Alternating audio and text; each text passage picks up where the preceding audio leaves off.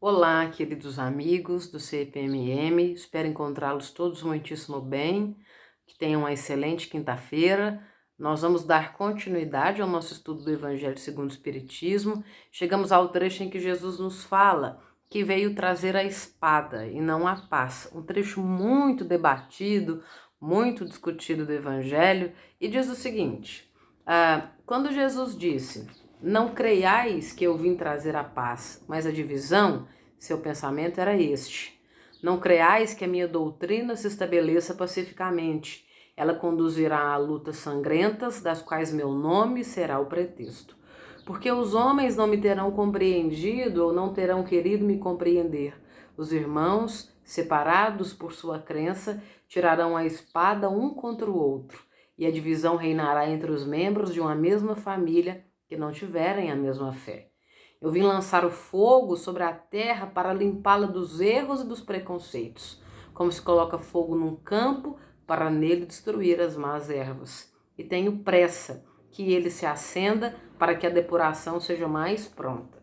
Porque desse conflito a verdade sairá triunfante. À guerra sucederá a paz. Ao ódio dos partidos, a fraternidade universal. Às trevas do fanatismo, a luz da fé esclarecida. Então, quando o campo estiver preparado, eu vos enviarei o Consolador, o Espírito de verdade, que virá restabelecer todas as coisas. Quer dizer, em fazendo conhecer o verdadeiro sentido das minhas palavras, os homens mais esclarecidos poderão enfim compreender e por fim a luta fratricida que divide os filhos de um mesmo Deus, cansados, enfim, de um combate sem resultado que não arrasta atrás de si senão a desolação e leva a perturbação até o seio das famílias. Os homens reconhecerão onde estão seus verdadeiros interesses, para este mundo e para o outro. Verão de que lado estão os amigos e os inimigos da sua tranquilidade. Todos então virão se abrigar sobre a mesma bandeira, a da caridade, e as coisas serão restabelecidas sobre a terra, segundo a verdade e os princípios que vos ensinei. Esse trecho do Evangelho, ele é muito discutido e muito debatido, porque muitas pessoas interpretam erroneamente e às vezes não conseguem entender.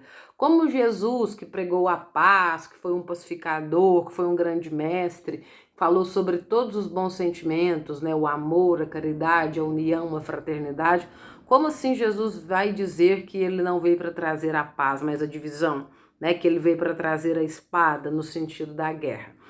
Como nós devemos interpretar isso? Às vezes, à luz da leitura inicial, pode parecer uma coisa muito dicotômica, né? Pode parecer que a gente não está entendendo, mas não faz sentido Jesus falar isso se ele era um pacificador.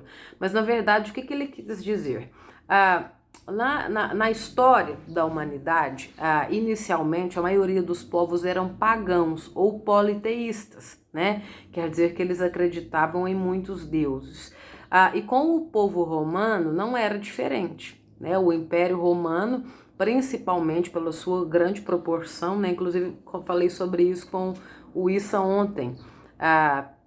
Imaginem a grandiosidade do Império Romano, né? Se a sua capital no Ocidente era Roma e sua capital no Oriente era Constantinopla, né? Que hoje é Istambul, na Turquia. Vocês imaginem a distância aí, as proporções que o Império Romano tinha. Imaginem aí um mapa mundi atualizado, tudo aquilo que compreendia o Império. Então, o que isso significava em linhas gerais? O imperador Constantino, que inclusive é o que batizou, né, a capital como Constantinopla, ou cidade de Constantino, ele percebeu que teria um controle maior sobre os povos, né, como eram vários povos, vários territórios dominados, se eles tivessem a mesma religião. Então, que saíssem do paganismo, que saíssem desse politeísmo, dessa ideia de cada povo cultuar o seu Deus, e cultuarem um Deus só, que seria o Cristo. Mas isso se faz por interesse. Então a ideia é pegar um politeísmo, um paganismo em declínio e um cristianismo que está nascendo. Essa ideia do Cristo sendo vendida, e aí todas as adaptações que são feitas dos festejos romanos para os festejos cristãos. né? Mas por que Roma faz isso, né? A ideia do império, então, é estabelecer o controle. Então, quando Jesus fala, eu não vim pregar a paz, né? Eu vim para trazer a espada ou fazer a divisão, quer dizer que ele sabia dessas pessoas, sabedouro de todas as coisas que era, o espírito evoluidíssimo que era, ele sabia de todas as coisas que estavam acontecendo, de todas as pessoas que iam usar o seu nome em vão, né? Observem o seguinte, quando Jesus, depois que tem toda a questão da crucificação no Gólgota, e depois quando Jesus, 3 dias depois, né, quando ele vem a renascer, quando ele aparece para os apóstolos, quando Tomé tem a oportunidade de tocar as chagas, e aí quando ele diz, né, para que os apóstolos vão e caminhem e levem a sua palavra, que aí os apóstolos se distribuem pelo mundo e vão, né, e vão levar os ensinamentos que haviam aprendido. Imaginem o seguinte, logo depois, se Jesus foi crucificado, né, se toda a questão com Pilatos, né, se Jesus se torna um inimigo do Império Romano, essas pessoas que o seguiam e que levavam a sua palavra, elas foram extremamente perseguidas. Paulo, inclusive, né, o que era Saulo na época, era um grande perseguidor dos cristãos e matava, né, os cristãos. Acreditava-se que era uma ideia falsa. Então, com o passar do tempo, com o desenvolvimento do cristianismo, o que os cristãos começam a fazer depois, lá muitos anos depois, lá nas cruzadas? Eles começam a fazer a mesma coisa.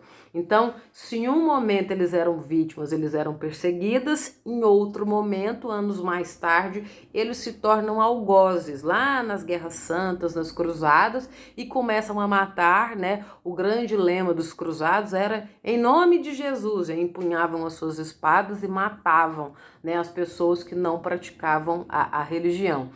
Suzane, Jesus sabia que isso ia acontecer? Sim, ele sabia que isso ia acontecer. Mas como a madrinha e a espiritualidade sempre nos diz, a humanidade não dá, a evolução, né? Ela acontece de forma paulatina, isso vai acontecendo paulatinamente. São coisas que vão sendo desenvolvidas ao longo do cotidiano.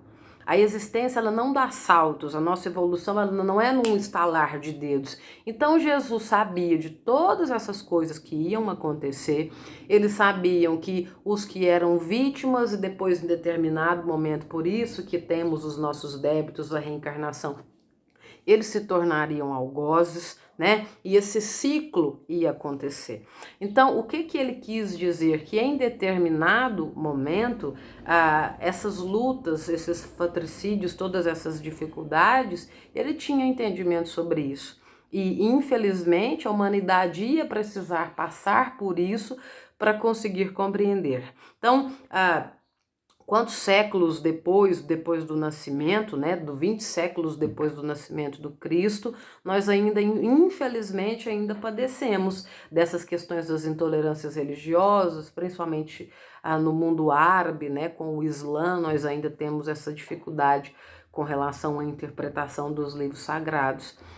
E o que Jesus, né, nos dá como mensagem? Que ele tem um entendimento de absolutamente tudo que nós vamos passar, mas que ele está conosco, que ele respeita o nosso tempo e que ele espera que depois de tanta dificuldade, né, de tantos imbróglios aí que nós tivemos, né, uns com os outros, que nós possamos entender a sua real mensagem, né, de semeador da paz, de consolador, de levar a sua palavra adiante. A ideia de Jesus era tão forte e tão verdadeira que mesmo sendo perseguido, mesmo sendo crucificado, esta mensagem, ela, né, esta semente que foi lançada, ela brotou, ela cresceu, ela frutificou e a ideia, as mensagens de Jesus estão vivas até hoje. Então é preciso que a gente pense sobre isso, né, que não será, né, por mais quanto tempo será necessário usar a espada, né? Só usa a espada aquele que não consegue convencer através das ideias. Então vamos pensar todos sobre isso. Espero que todos vocês tenham um excelente final de semana. Um beijo para todos e até o nosso próximo vídeo.